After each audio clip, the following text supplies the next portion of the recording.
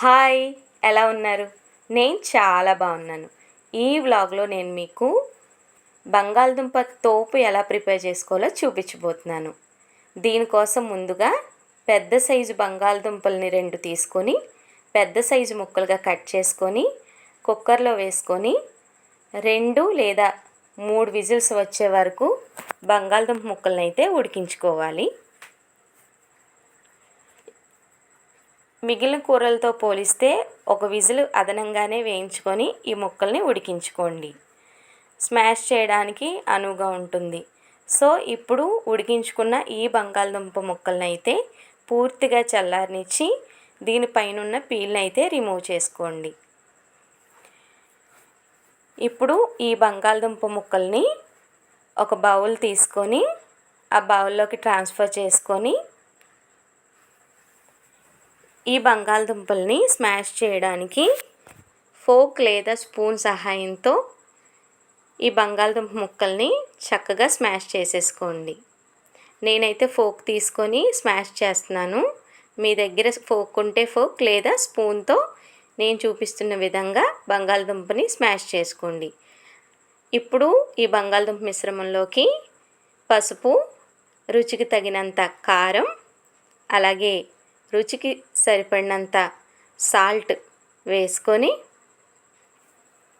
ఈ బంగాళదుంప మిశ్రాన్ని మళ్ళీ ఒకసారి పూర్తిగా కలిసే వరకు కలుపుకోండి.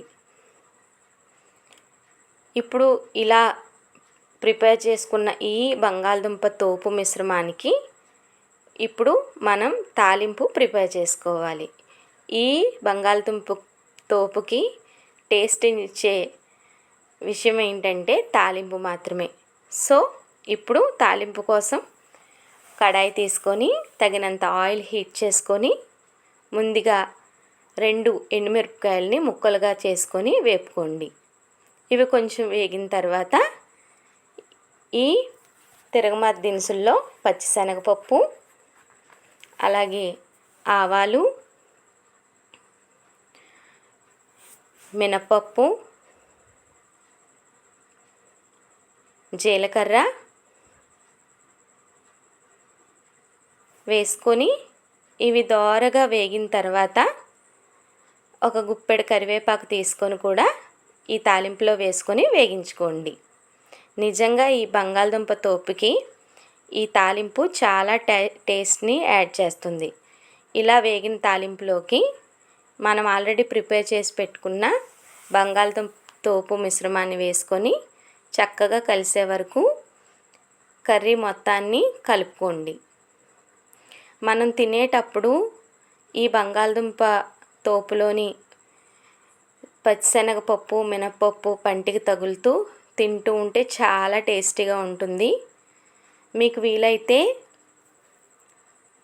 మజ్జిగ చారు, చింతపండు చారు లాంటి వాటికి సైడ్ డిష్గా తినడానికి ట్రై చేయండి.